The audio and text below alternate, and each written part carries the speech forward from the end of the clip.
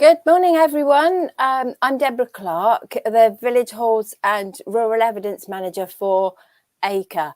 We're absolutely delighted today to welcome Norris and Fisher to this live stream about the problems of under-insurance. And so hopefully this session will really help your Village Halls to understand the valuation of your property. Anyway, I'm not going to try and explain that. That's down to Tom Ingram and Adam Musselwhite, who are our representatives of Norris and Fisher today. We're really grateful to Norris and Fisher because they're one of ACRE's corporate sponsors for this year. So don't hesitate to ask any questions or contact them after this session. So thank you everyone for joining, and I'm going to hand over now to Tom. Hi there, good morning everyone. As Deborah kindly said, I'm Tom from Norris and Fisher. I'm joined by my colleague Adam. We deal with all sorts of Village Hall queries, and we want to talk to you today about underinsurance. It's a big issue at the moment, and we've had a few issues with it, and we always want to inform on such dangers and what can be done to avoid this problem. Because it's bad enough to suffer damage to a community building, but it's even worse to learn you may not have adequate insurance cover. And may need to arrange additional, raise additional funds, which is already hard enough to cover any shortfall in your cover. So we're always looking for ways to help you, and we would encourage everyone to routinely check your sums insured and speak to your insurer or your broker and ask what advice or tools they can offer to assist you with that. So we've moved on to our next slide. I'll briefly go through what we're going to talk about today.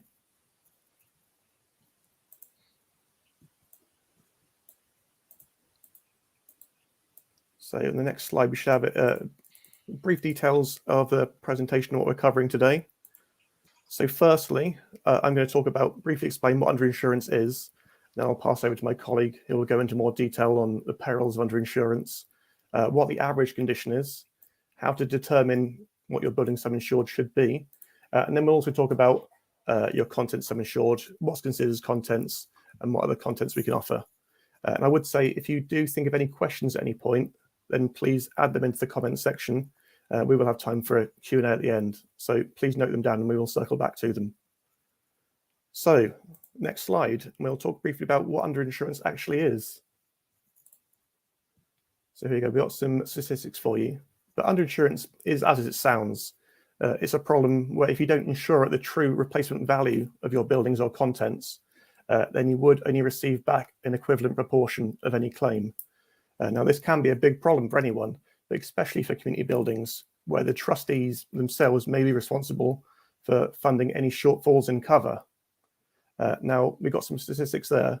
According to research by the Royal Institute of Chartered Surveyors and the Building Cost Information Service, they estimate that underinsurance affects about 80% of commercial properties, and the average rate of underinsurance could be as high as 50%.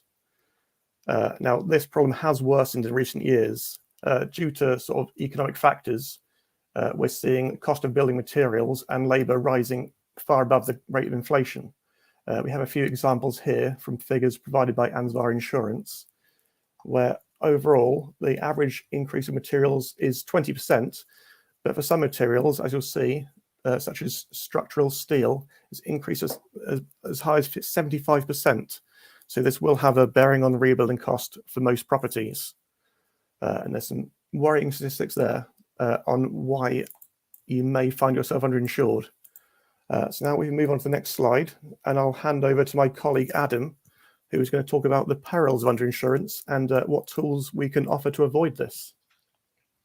Thank you very much, Tom. So my name's Adam. I'm a schemes manager at Norris and Fisher, so I've got plenty of experience dealing with the sort of village halls side of things that we look at the brokerage, and we've got specialist schemes for. So lots of experience with those committees trying to determine the accurate building sums insured, making sure we're giving them advice to get that covered properly.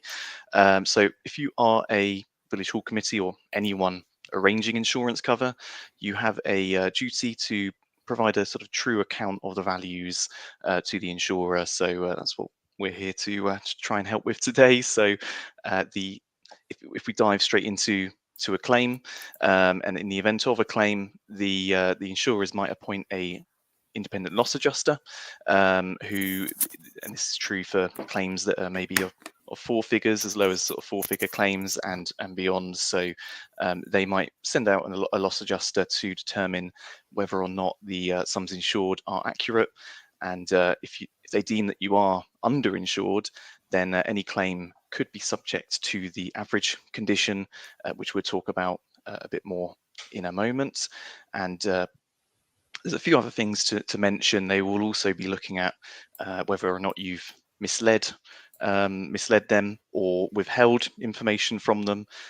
So we're looking at misrepresentation and misleading there. So if you've had perhaps a survey and you've not told them that you found out from a chartered surveyor or something like that that you are vastly underinsured, then that could come into play there. So if that happens, and if an insurer does deem you to have misled them or withheld information from them, then they might refuse to quote on your policy, or they might refuse to offer renewal. And in extreme circumstances, they can also determine that this information was withheld deliberately, which could be leading to a sort of termination of cover or claims being declined, which is the most worrying things. So it's just super important to be as transparent as possible with the insurer. And go to the next slide, please.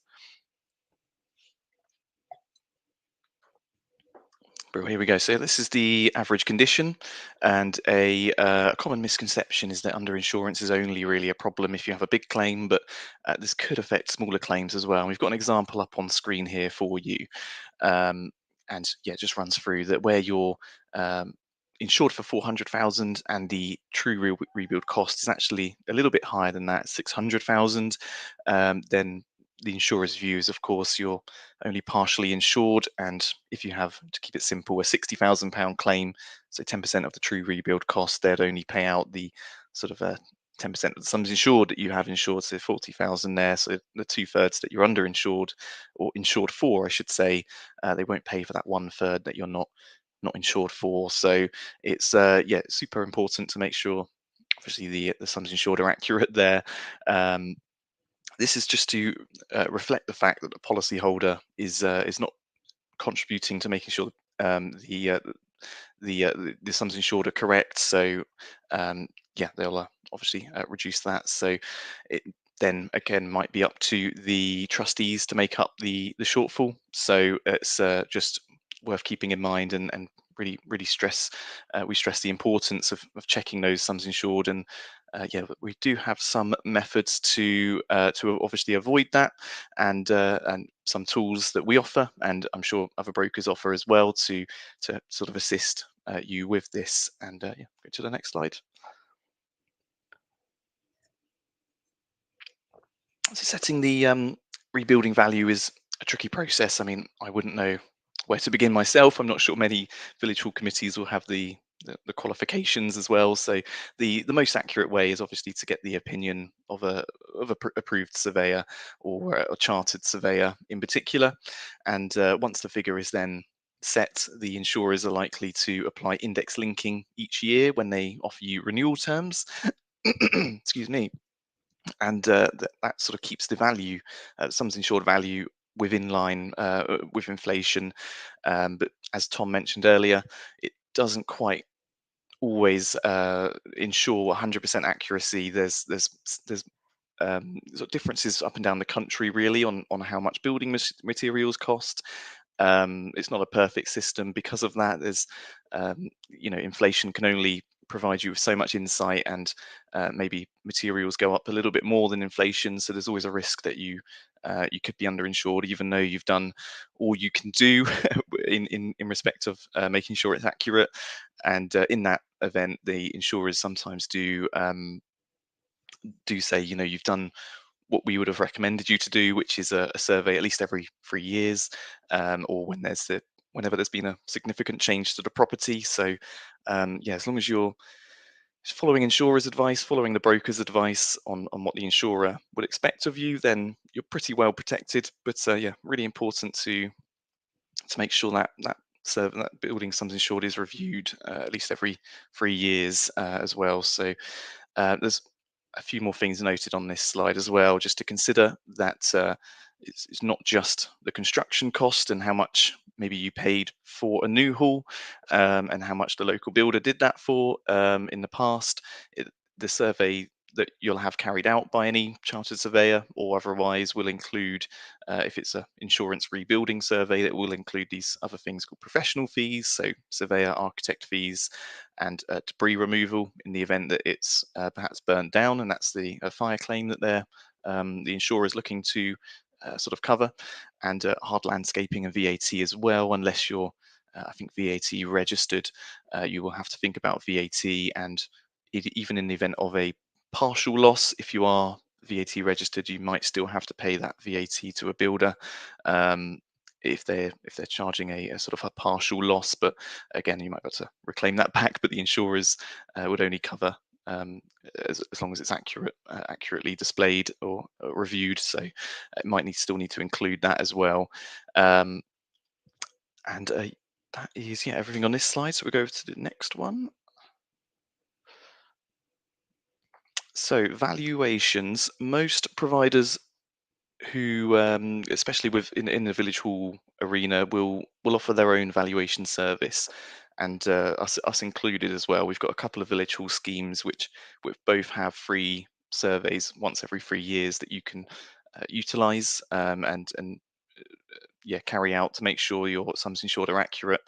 Um, these are usually online. There's Unless your sums insured are sort of over £3 or £5 million for the buildings, then the insurer might want to visit those types of properties. But for things underneath that, we'll be looking at a free online valuation where they'll use a digital mapping software to sort of calculate that external footprint, and planning records, historical sort of building records, and RICS building data as well. And most insurers will offer that free of charge, or perhaps at a subsidized rate. And yeah, in one of our village halls in particular, we will endorse onto the policy that the sums insured will be accurate for 3 years. So it actually removes the underinsurance clause altogether.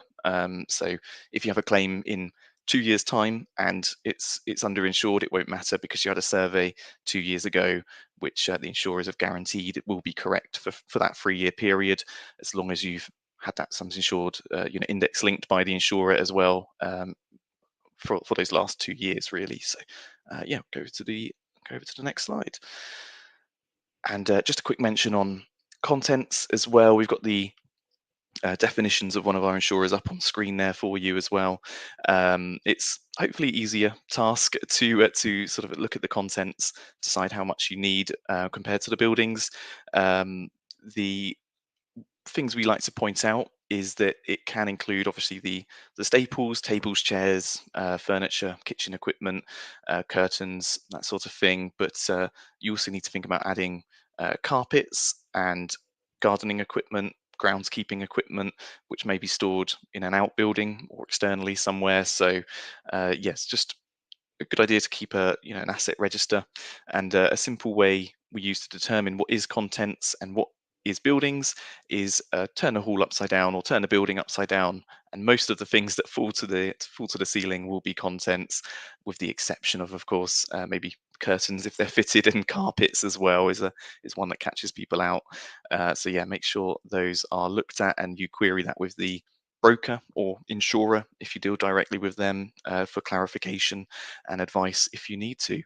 And reinstatement basis. So most insurers will offer cover on a new for old basis, which means you just need to insure for that amount that it costs new.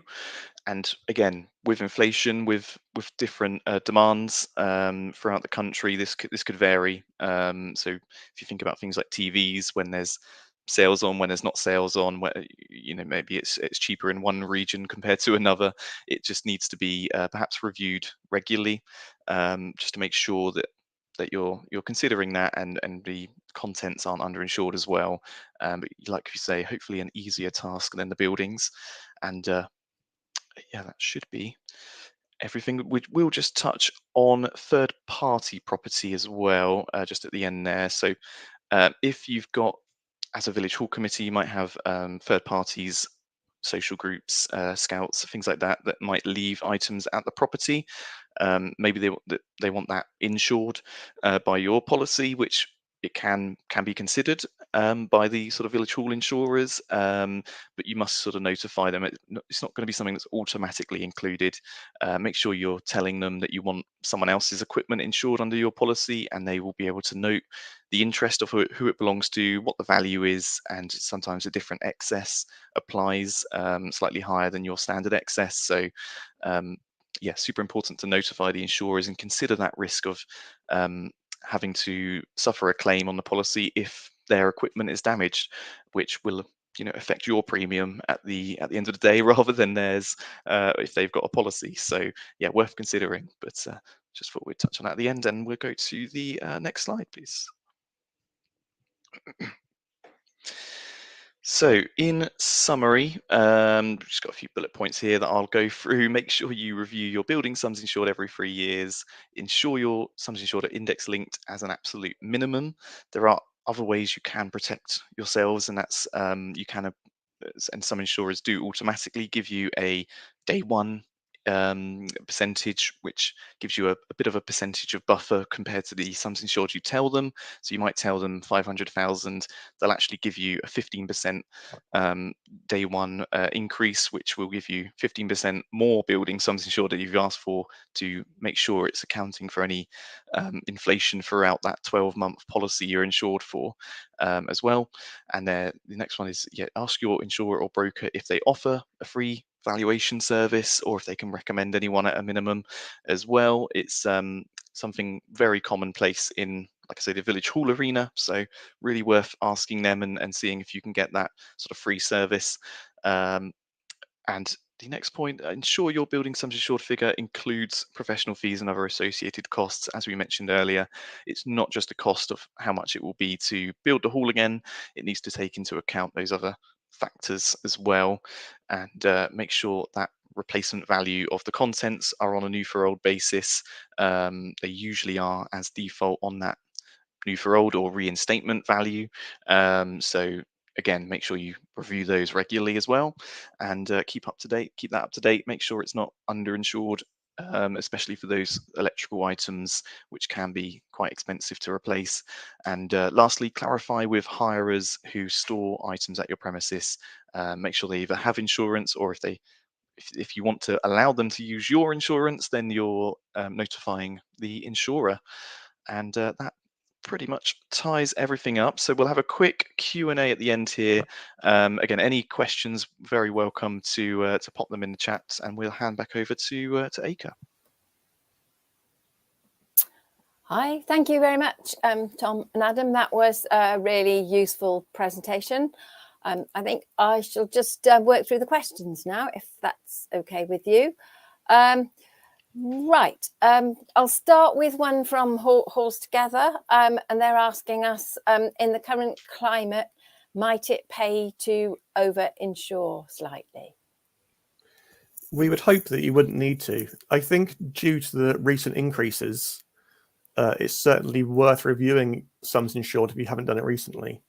Go and get a survey if you haven't. Review your content sum insured and make an asset register. You shouldn't need to over-insure. We wouldn't recommend it, but it's certainly it's worth a difficult one, isn't it? Because it's certainly better than under-insuring. So there is that to consider. If you're really not sure and you can't get any access to any surveys, then maybe the answer is yes. But yeah, like Tom says, you shouldn't really need to if you've got that sort of access of the insurer providing a free survey for you. Okay, right. I've also got one from Robert Horn. He's the Acre Network Advisor for Somerset. He says a RICS survey report can cost several £1,000s. Can we rely on an insurance appointed estimator instead? Yeah, we've had positive feedback from insurers on this. As you say, it's a lot cheaper option. You do get a detailed report with the valuation. It confirms what the construction is. It shows you an outline of the property. We've had 1 or 2 issues where they might have included a sort of wing or an outbuilding which belongs to a neighbour. But thankfully, we get a detailed report and we look through it first, and we can clarify all these points. and we can always correct it with surveyors, get a revised report through. And yeah. as Adam There's touched on, Oh, yeah, sorry, carry on. insurers will guarantee the adequacy usually of the report, so they'll guarantee that sum insured, and then if something would happen in 2 years' time, they remove the average clause, so you're not punished if it turns out not to be accurate. So Yeah, that's certainly what one of our insurers does, isn't it? So they definitely guarantee the adequacy of that survey, which is good. And the second village hall scheme policy we have, which offers a free survey, it's something that they arrange as well. So in the event of a claim, it's going to be really hard for that insurer to say, well, you're underinsured, when they've offered you a survey, they've facilitated that, and you've gone ahead with their recommendation. It can almost turn into, if you are vastly underinsured, if it is really incorrect, then you'll be looking at legal action against the surveyor who's not advised you correctly. So it's getting a professional third party opinion is always something that you can rely on, as long as they are qualified. If it's something the insurer's recommended, it's going to be really difficult for them to sort of wriggle out of paying in that sense. Oh, thank you for that. I'm just going to jump a bit and ask you, I've got another 3 questions here, but I'm going to go with a question from John Sherwin, which says, block over the top. Would the building cover include buildings attached to the hall but not belonging to it? We've had this before. We sometimes have things where maybe it's a village hall and they have a social club, which is the sort of adjoining wing. So in that situation, we provide as much detail as we can to the surveyors, and they can divide it up. They can say who's responsible for which aspect. So it can be very detailed, and there's a lot of back and forth with the surveyors. So we can always split things out and work it whichever way it needs to be done. Right. Yeah, and we did. We touched on the contents definition, but we didn't mention the buildings definition, which includes outbuildings. If you've got connected buildings that are part of the same deed as you, then that can certainly be included in the valuations. So anything you're responsible for, as long as it's on the same deed, then absolutely. Thank you. Next question I have here is from Dick. It says, when you mention index linking, is that CPI, RPI, or something building cost specific? Yeah, it's a good question. So index linking, each insurer will use their own index, and it could be any of those options, really. It depends on what the insurer is doing. We don't have it to hand exactly on what I know what index they use. Usually it's the RICS, so it's the Royal Institute of Chartered Surveyors. They have their own index for buildings, and for contents, it's the wholesale price index that they use. So it's not ones they make themselves. It is done externally. So I think we can trust it, thankfully. Okay, thank you for that. At the moment, I've got one more question on the comments from Peter Jen Scott. He says, will you cover trustees' liability insurance in this presentation? And then he says, i.e. personal liability. So I presume he's thinking of that from a situation maybe where the hall has been underinsured, there's a claim, and then there's the liability bit. So I presume that's why he's asking the question. Yes, definitely make sure all halls have trustees' liability insurance. I think we've got up to a stage now where 95% of our halls have it. Don't get involved in any hall that doesn't have it. It protects your personal assets of trustees. Make sure you have it. Usually for charities, a sum of 100,000 is adequate, but we can go up to £1 million. So it's worth discussing with your insurer or broker, but definitely have it for situations like this. We can certainly send out more information on that cover in particular as well. We've got some handouts that could be good, and claims examples as well. It's definitely important to make sure you're insured for it, I think. And like I say, like Tom says, we've got it on the majority of our policies now as well. Yeah, so it would cover you for a breach of trust or a breach of duty. But if you were knowingly underinsured and you didn't tell it, it wouldn't stretch or anything like that. So it doesn't cover you for everything. You need to be acting in good faith and what have you. But definitely have that cover in place. Okay, and I think John Howardby in the comments has just said trustee liability will not cover you for negligence. So I think that's, you know, just what you've just said, isn't it, Tom? Right, there's one more question here from Tanya Cook. She says, and I think you've covered this, but I will ask the question, can we insure for outside equipment such as outside keep fit equipment? Absolutely, yes. That would come under the building section. Some insurers sort of like to specify it under playground equipment and may have conditions and what have you, but you certainly need to include the value of it. So if you're arranging a survey, then inform your surveyors of what you have. Always provide as much detail as you can so they can get an accurate figure for you, but definitely include that. Yeah, I would add as well, for outside keep fit or gym equipment, it usually is a referral to the insurers. And what I mean by that is they will ask questions about it and want to know exactly what's there, what the value is, and they'll want to consider that a little bit separately to just insuring buildings automatically. They'll want to probably a bit more information, so make sure that's referred to them. The same with playground equipment or any other outdoor fixtures, as long as it's referred to them and you're making sure that they are happy to cover it, then yeah, absolutely fine. Right, thank you. I have another question just come up. Slightly different perhaps. We don't have trustees as such. We are run by a subcommittee of the parish council and we're all volunteers. Would this still need personal liability? I think I'm right in saying that if they're in a sort of decision-making capacity, then they could still be covered by that. I would certainly refer it in to your insurer or broker. It is a bit more of a complex situation. Yeah, I'd definitely say refer that to your insurance provider, like you say.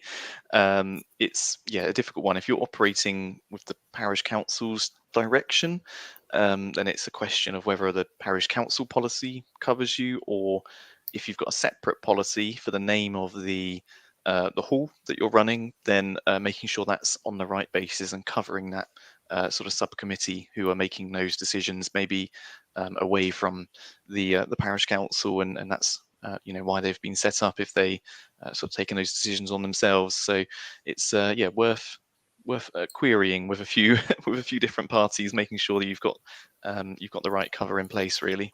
The other thing to consider as well is that trustees' indemnity.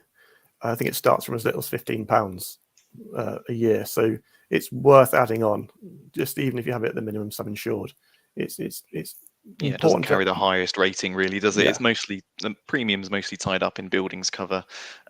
So yeah, these other additions are usually quite little, and we can always say how much extra they are. Right. Okay. Let's have a look. I think Dick has just commented that this should be covered by the PC, the parish council insurance. But I think from what you're saying, that if a village hall is uncertain about anything in their policy or to do with their insurance, they should contact their insurer. Always the best case. It's that was my initial thought, really, is that they're a subcommittee of the parish council. They should be covered by their insurance, and it's definitely not a incorrect opinion to have, but it's worth checking to make sure the insurers are aware of the subcommittee, and that they're covering it, or if that subcommittee has perhaps a lease agreement with the council, something like that.